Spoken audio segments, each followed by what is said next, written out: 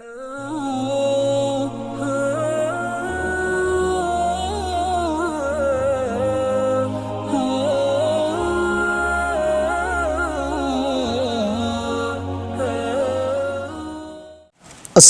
علیکم۔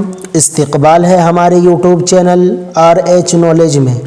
ناظرین کرام، اگر آپ بھی ہمارے چینل پر نئے ہیں تو چینل کو سبسکرائب کر دیں اور بیل آئیکن کو دبا دیں تاکہ مزید ویڈیو کی نوٹیفیکیشن آپ کو ملتی رہے۔ ناظرین کرام، اللہ رب العزت نے اس کائنات کی تخلیق کے بعد جب حضرت آدم علیہ السلام کو اس دنیا میں بھیجا تو ہدایت الہی بھی ساتھ ہی بھیج دی گئی تاکہ آنے والی تمام نسل انسانی صراط مستقیم پر قائم ہو سکے۔ یہ اور بات ہے کہ عقل انسانی نے اس بچپنے میں اس ہدایت کو قبول کرنے سے انکار کیا، لیکن اس کے باوجود انبیاء کرام کا زمین پر آمد کا سلسلہ جاری رہا اور حضرت نوح علیہ السلام اس دنیا میں تشریف لائے۔ کہا جاتا ہے کہ حضرت نوح علیہ السلام کی عمر مبارک شاید انسانوں میں سب سے زیادہ تھی، لیکن اس کے لمبے عرصے تک اللہ کی وحدانیت کی تبلیغ کے باوجود چند لوگ ہی تھے جو آپ کی تعلیمات پر ایمان لائے، جبکہ اکثریت کفر و شرک میں ہی مبتلا رہی، جس کے بعد تنگ آ کر آپ نے اپنی قوم پر عذاب الہی کی بددعا کی، جس پر حکم ہوا کہ ایک کشتی تیار کریں اور اس کشتی میں اپنے پیروکار سمیت تمام جانوروں کا ایک ایک جوڑا سوار کر لیں۔ اور اس کے بعد جیسا کہ ہمیں قرآن و حدیث سے پتہ چلتا ہے کہ ایک بہت بڑا طوفان آیا جس میں دنیا کی ہر چیز فنا ہو کر رہ گئی سوائے ان چند لوگوں کے جو اس کشتی میں سوار تھے۔ اسی لیے حضرت نوح علیہ السلام کو آدم ثانی بھی کہا جاتا ہے، کیونکہ اس طوفان کے بعد دنیا میں آنے والی تمام نسل انسانی حضرت نوح علیہ السلام کی اولاد میں سے ہے۔ اس طوفان کے تھم جانے کے بعد نوح علیہ السلام کی کشتی کوہ جودی پر آ کر تھم گئی تھی۔ یہ کشتی کہاں ہے اور اس کی اصل حقیقت کیا ہے، آج ہم آپ کو بتائیں گے آگے۔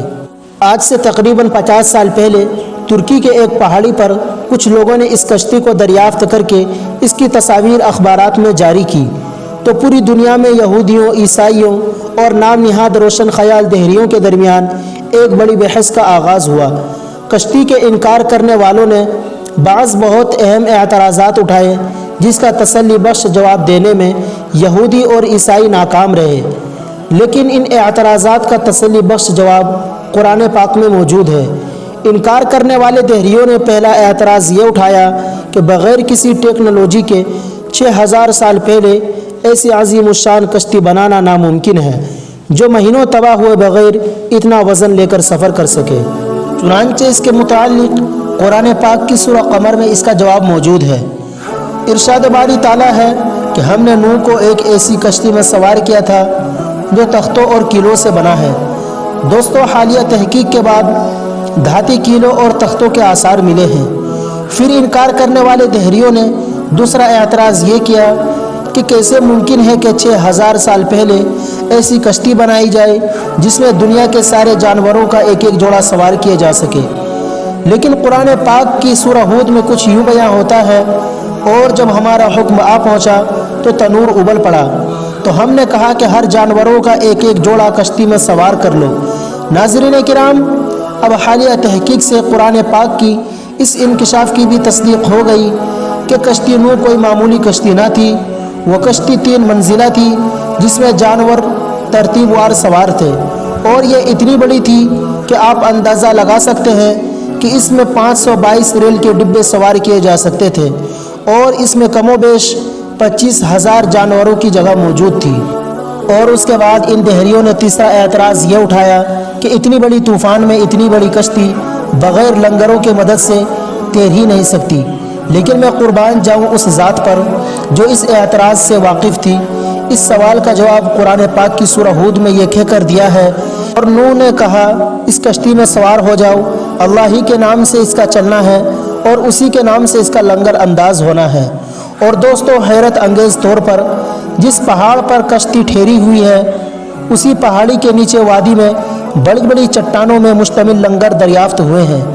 اور سب سے بڑا اور اہم اعتراض یہ اٹھایا جاتا ہے کہ کوئی لکڑی کی کشتی 6000 سال تک کسی پہاڑی کی چوٹی پر باقی رہنا ناممکن ہے۔ اس اعتراض کے متعلق قرآن پاک کی سورہ قمر میں یوں ارشاد ہوتا ہے کہ ہم نے کشتی کو آنے والوں کے لیے نشانی بنا کر چھوڑا ہے۔ ناظرین کرام، حالیہ تحقیق سے یہ حیرت انگیز بات سامنے آئی ہے کہ اس پورے پہاڑی سلسلے میں برف اسی چوٹی پر ہے جہاں پر کشتی موجود ہے۔ ناظرین، کشتی نوح کے متعلق جو انفارمیشن ہمارے پاس تھی وہ ہم نے رکھ دی، باقی بہتر علم تو اللہ تعالیٰ کی ذات کے پاس ہے۔ لیکن یہ بات بھی سچ ہے کہ قرآن مجید فرقان حمید کی سچائی سے انکار کرنے والوں کے کسی اعتراض کی گنجائش نہیں۔ اللہ پاک ہمیں اسلام اور قرآن پاک کی تعلیمات کو عام کرنے کی توفیق عطا فرمائے، آمین ثم آمین۔ ناظرین کرام، اگر آپ کو یہ ویڈیو پسند آئی ہو تو ویڈیو کو لائک کریں اور زیادہ سے زیادہ شیئر کر کے ہماری حوصلہ افزائی کیجیے۔ میں ملتا ہوں اگلی ویڈیو میں، تب تک کے لیے خدا حافظ۔